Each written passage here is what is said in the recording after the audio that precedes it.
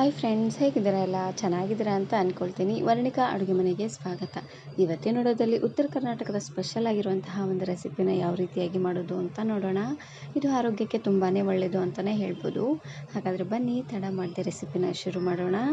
ಇದನ್ನು ಮಾಡಲಿಕ್ಕೆ ಮೊದಲು ನಾನಿಲ್ಲಿ ಒಂದು ಪ್ಯಾನ್ಗೆ 3-4 ಚಮಚ ಆಗುವಷ್ಟು ಎಣ್ಣೆನ ಹಾಕ್ಕೊಳ್ತಾ ಇದ್ದೀನಿ. ಎಣ್ಣೆ ಸ್ವಲ್ಪ ಬಿಸಿ ಆದಮೇಲೆ ಅರ್ಧ ಚಮಚ ಆಗುವಷ್ಟು ಜೀರಿಗೆ ಮತ್ತು ಸಾಸಿವೆ ಎರಡನ್ನೂ ಒಟ್ಟಿಗೆ ಹಾಕ್ಕೊಂಡು ಲಾಸ್ಟಲ್ಲಿ ಇದಕ್ಕೆ 1 ಗರಿ ಆಗುವಷ್ಟು ಕರಿಬೇವು ಸೊಪ್ಪು, 2 ಗಡ್ಡೆ ಆಗುವಷ್ಟು ಬೆಳ್ಳುಳ್ಳಿನ ಈ ರೀತಿಯಾಗಿ ಲೈಟಾಗಿ ಜಜ್ಜಿ ಹಾಕ್ಕೊಳ್ತಾ ಇದ್ದೀನಿ. ಬೆಳ್ಳುಳ್ಳಿ ಈ ರೀತಿಯಾಗಿ ಜಜ್ಜಿ ಹಾಕ್ಕೊಳ್ಳಿ, ಫ್ಲೇವರ್ ಅಂತೂ ತುಂಬಾ ಚೆನ್ನಾಗಿ ಬರುತ್ತೆ. ಇವಾಗ ಬೆಳ್ಳುಳ್ಳಿ ಎಲ್ಲ ಸ್ವಲ್ಪ ಕಲರ್ ಚೇಂಜ್ ಆಗೋವರೆಗೂ ಉರಿನ ಪೂರ್ತಿಯಾಗಿ ಲೋ ಫ್ಲೇಮ್ನಲ್ಲೇ ಇಟ್ಟು ಫ್ರೈ ಮಾಡ್ಕೊಂಡು ತಗೊಳ್ಬೇಕು. ನೋಡಿ, ಈ ರೀತಿಯಾಗಿ ಬೆಳ್ಳುಳ್ಳಿ ಎಲ್ಲ ಚೆನ್ನಾಗಿ ಕೆಂಪಾದಮೇಲೆ ಇವಾಗ ನಾನಿಲ್ಲಿ ಖಾರವಾಗಿರುವಂತಹ 3-4 ಹಸಿರು ಮೆಣಸಿಕಾಯಿನ ಹಾಕ್ಕೊಳ್ತಾ ಇದ್ದೀನಿ. ಈ ರೆಸಿಪಿ ಸ್ವಲ್ಪ ಖಾರವಾಗಿದ್ದರೆ ಚೆನ್ನಾಗಿರುತ್ತೆ ನೋಡಿ, ಹಾಗಾಗಿ ಹಸಿರು ಮೆಣಸಿಕಾಯಿನ ಈ ರೀತಿಯಾಗಿ ಮಧ್ಯಕ್ಕೆ ಸೀಳಿ ಹಾಕ್ಕೊಳ್ತಾ ಇದ್ದೀನಿ. ಹಸಿರು ಮೆಣಸಿಕಾಯಿ ಎಲ್ಲ ಚೆನ್ನಾಗಿ ಖಾರ ಬಿಟ್ಕೊಂಡಿದ್ದಾದಮೇಲೆ ಇವಾಗ ನಾನಿಲ್ಲಿ ಚೆನ್ನಾಗಿ ಹಣ್ಣಾಗಿರುವಂತಹ ಮೀಡಿಯಮ್ ಸೈಜಿನ 2 ಟೊಮೆಟೊನ ಹಾಕ್ಕೊಳ್ತಾ ಇದ್ದೀನಿ. ಇದಕ್ಕೆ ಈರುಳ್ಳಿ ಹಾಕೋದೇನು ಬೇಡ, ಟೊಮೆಟೊ ಒಂದೇ ಹಾಕ್ಕೊಂಡ್ರೆ ಸಾಕಾಗುತ್ತೆ. ಹಾಗೆಯೇ ರುಚಿಗೆ ತಕ್ಕಷ್ಟು ಉಪ್ಪು, 1/4 ಚಮಚ ಆಗುವಷ್ಟು ಅರಶಿನ ಪುಡಿನ ಹಾಕ್ಕೊಳ್ತಾ ಇದ್ದೀನಿ. ಉಪ್ಪು ಹಾಗೆಯೇ ಅರಶಿನ ಪುಡಿನ ಹಾಕಿ ಬೇಯಿಸೋದ್ರಿಂದ ಟೊಮೆಟೊ ಬೇಗ ಸಾಫ್ಟ್ ಆಗುತ್ತೆ. ಹಾಗಾಗಿ ಇವೆರಡನ್ನು ಹಾಕ್ಕೊಂಡು ಉರಿನ ಪೂರ್ತಿಯಾಗಿ ಲೋ ಫ್ಲೇಮ್ನಲ್ಲೇ ಇಟ್ಟು ಟೊಮೆಟೊ ಎಲ್ಲ ಸ್ವಲ್ಪ ಸಾಫ್ಟ್ ಆಗೋವರೆಗೂ ಚೆನ್ನಾಗಿ ಇದನ್ನು ಬೇಯಿಸ್ಕೊಂಡ್ರೆ ಸಾಕಾಗುತ್ತೆ. ಒಂದು 2 ನಿಮಿಷವರೆಗೂ ಚೆನ್ನಾಗಿ ಲೋ ಫ್ಲೇಮ್ನಲ್ಲೇ ಇಟ್ಟು ಬೇಯಿಸ್ಕೊಂಡು ತಗೊಳ್ಳಿ. ನಾನು ಇದೇ ರೀತಿ ಬಹಳಷ್ಟು ವೆರೈಟಿ ಆಗಿರುವಂತಹ ಉತ್ತರ ಕರ್ನಾಟಕದ ಫೇಮಸ್ ಆಗಿರುವಂತಹ ರೆಸಿಪೀಸ್ನ ಅಪ್ಲೋಡ್ ಮಾಡಿದ್ದೀನಿ. ವಿಡಿಯೋ ನೋಡಿಲ್ಲ ಅಂದರೆ ಈ ವಿಡಿಯೋ ಕೊನೆಯಲ್ಲಿ ಹಾಕಿರ್ತೀನಿ, ನೋಡಿ ಚೆಕ್ ಮಾಡಿ. ನೋಡಿ, ಟೊಮೆಟೊ ಎಲ್ಲ ಪೂರ್ತಿ ಈ ರೀತಿಯಾಗಿ ಸಾಫ್ಟಾಗಿ ಬೆಂದಾದಮೇಲೆ ಇವಾಗ ನಾನಿಲ್ಲಿ ಸ್ಪೂನಿನ ಸಹಾಯದಿಂದ ಈ ರೀತಿಯಾಗಿ ನೀಟಾಗಿ ಸ್ಮ್ಯಾಶ್ ಮಾಡ್ಕೊಳ್ತಾ ಇದ್ದೀನಿ. ಈ ರೀತಿಯಾಗಿ ಮಾಡೋದ್ರಿಂದ ಟೊಮೆಟೊ ಅಲ್ಲಿರುವಂಥ ಹುಳಿ ಎಲ್ಲ ಚೆನ್ನಾಗಿ ಬಿಟ್ಕೊಳ್ಳುತ್ತೆ.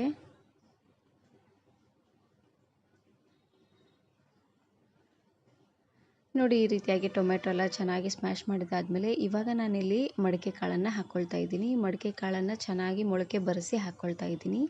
ಮೊಳಕೆ ಕಾಳು ನಮ್ಮ ಆರೋಗ್ಯಕ್ಕೆ ತುಂಬಾ ಒಳ್ಳೆಯದು ಅಂತಲೇ ಹೇಳ್ಬೋದು.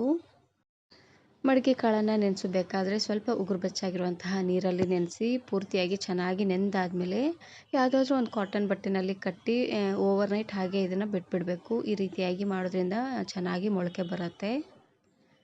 ಕಾಳನ್ನು ಹಾಕ್ಕೊಂಡು ಒಂದು ಸಾರ್ತಿ ಈ ರೀತಿಯಾಗಿ ಚೆನ್ನಾಗಿ ಇದನ್ನು ಮಿಕ್ಸ್ ಮಾಡ್ಕೊಳ್ಳಿ. ಕಾಳನ್ನು ಹಾಕೋಕ್ಕಿಂತ ಮುಂಚೆನೇ 1-2 ಸಾರ್ತಿ ಸ್ವಲ್ಪ ತೊಳೆದು ತಗೊಳ್ಳಿ, ಯಾಕಂದರೆ ಸ್ವಲ್ಪ ಸ್ಮೆಲ್ ಆಗುತ್ತೆ ನೋಡಿ, ಹಾಗಾಗಿ. ನೋಡಿ, ಕಾಳನ್ನು ಹಾಕ್ಕೊಂಡು ಚೆನ್ನಾಗಿ ಇದನ್ನು ಈ ರೀತಿಯಾಗಿ ಮಿಕ್ಸ್ ಮಾಡಿಕೊಂಡು ಇವಾಗ ನಾನಿಲ್ಲಿ ಸ್ವಲ್ಪ ನೀರನ್ನು ಹಾಕ್ಕೊಂಡು ಕುದಿಸ್ಕೊಳ್ತಾ ಇದ್ದೀನಿ. ಇದಕ್ಕೆ ಜಾಸ್ತಿ ನೀರೇನು ಹಾಕೋದು ಬೇಡ, ಒಂದು ಅರ್ಧ ಗ್ಲಾಸ್ ಆಗುವಷ್ಟು ನೀರನ್ನು ಹಾಕ್ಕೊಂಡ್ರೆ ಸಾಕಾಗುತ್ತೆ. ಯಾಕಂದರೆ ಕಾಳು ಮೊದಲೇ ಚೆನ್ನಾಗಿ ನೆಂದಿರುತ್ತೆ ನೋಡಿ, ಹಾಗಾಗಿ. ನೋಡಿ, ಸ್ವಲ್ಪ ನೀರನ್ನು ಹಾಕ್ಕೊಂಡು ಈ ರೀತಿಯಾಗಿ ಚೆನ್ನಾಗಿ ಇದನ್ನು ಮಿಕ್ಸ್ ಮಾಡಿಕೊಂಡು ಇವಾಗ ಉರಿನ ಪೂರ್ತಿಯಾಗಿ ಮೀಡಿಯಮ್ ಫ್ಲೇಮ್ನಲ್ಲೇ ಇಟ್ಟು ಒಂದು ಕುದಿ ಬರೋವರೆಗೂ ಹಾಗೆ ಇದನ್ನು ಕುದಿಸ್ಕೊಂಡು ತಗೊಳ್ಬೇಕು. ನಾನಿಲ್ಲಿ ಮೇಲ್ಗಡೆ ಮುಚ್ಚಳನ ಮುಚ್ಚಿ ಚೆನ್ನಾಗಿ ಇದನ್ನು ಕುದಿಸ್ಕೊಳ್ತಾ ಇದ್ದೀನಿ. ಇವಾಗ ನೋಡ್ತಾ ಇರ್ಬೋದು ಚೆನ್ನಾಗಿ ಕುದಿ ಬರ್ತಾ ಇದೆ. ಈ ಟೈಮಲ್ಲಿ ರುಚಿ ನೋಡಿ, ಉಪ್ಪೇನಾದರೂ ಕಡಿಮೆ ಅಂತ ಅನಿಸಿದ್ರೆ ಇನ್ನು ಸ್ವಲ್ಪ ಉಪ್ಪನ್ನು ಹಾಕ್ಕೊಳ್ಳಿ.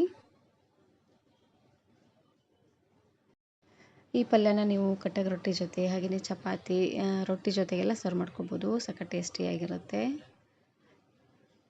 ಲಾಸ್ಟಲ್ಲಿ ಇದಕ್ಕೆ ನಾನಿಲ್ಲಿ 2 ಸ್ಪೂನ್ ಆಗುವಷ್ಟು ಗುರೆಳ್ಳು ಪುಡಿನ ಹಾಕ್ಕೊಳ್ತಾ ಇದ್ದೀನಿ. ಗುರೆಳ್ಳನ್ನು ಚೆನ್ನಾಗಿ ಹುರಿದು ಈ ರೀತಿಯಾಗಿ ಪುಡಿ ಮಾಡಿ ಇಟ್ಕೊಂಡಿದ್ದೆ. ಈ ಪುಡಿನ ನೀವು 1 ವಾರದಿಂದ 15 ದಿನವರೆಗೂ ಸ್ಟೋರ್ ಮಾಡಿ ಇಟ್ಕೋಬೋದು. ಬೇಕಾದಾಗೆಲ್ಲ ಪಲ್ಯಗಳಿಗೆಲ್ಲ ಹಾಕ್ಕೊಂಡ್ರೆ ಚೆನ್ನಾಗಿರುತ್ತೆ. ಇದಕ್ಕೆ ಮೇನಾಗಿ ಕಾಳು ಪಲ್ಯಗಳಿಗೆಲ್ಲ ಗುರೆಳ್ಳು ಪುಡಿ ತುಂಬಾ ಚೆನ್ನಾಗಿರುತ್ತೆ ಟೇಸ್ಟು.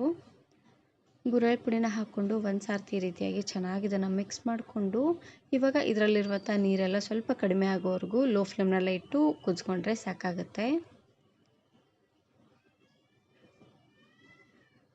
ಇವಾಗ ನೋಡ್ತಾ ಇರ್ಬೋದು ಇದರಲ್ಲಿರುವಂತಹ ನೀರೆಲ್ಲ ಪೂರ್ತಿಯಾಗಿ ಹೋಗಿದೆ. ಇದು ಪೂರ್ತಿಯಾಗಿ ಡ್ರೈ ಆದರೂ ಚೆನ್ನಾಗಿರೋದಿಲ್ಲ, ಹಾಗಾಗಿ ಸ್ವಲ್ಪ ರಸದಂಗಿರಬೇಕು. ನೋಡಿ, ಇಷ್ಟಾದರೆ ಸಾಕಾಗುತ್ತೆ. ಒಂದು ಸಾರ್ತಿ ಈ ರೀತಿಯಾಗಿ ಕಾಳಿನ ಪಲ್ಯನ ಮಾಡ್ಕೊಳ್ಳಿ, ಸಖತ್ ಟೇಸ್ಟಿಯಾಗಿರುತ್ತೆ. ಅದರಲ್ಲೂ ಈ ರೀತಿಯಾಗಿ ಮೊಳಕೆ ಕಾಳು ನಮ್ಮ ಆರೋಗ್ಯಕ್ಕೆ ತುಂಬಾ ಒಳ್ಳೆಯದು ಅಂತಲೇ ಹೇಳ್ಬೋದು. ಈ ವಿಡಿಯೋ ಇಷ್ಟ ಆದರೆ ಈಗಲೇ ಒಂದು ಲೈಕ್ ಬಟನನ್ನು ಕ್ಲಿಕ್ ಮಾಡಿ ಫ್ರೆಂಡ್ಸ್ ಆ್ಯಂಡ್ ಫ್ಯಾಮಿಲಿ ಜೊತೆಗೆ ಶೇರ್ ಮಾಡಿ. Thanks for watching.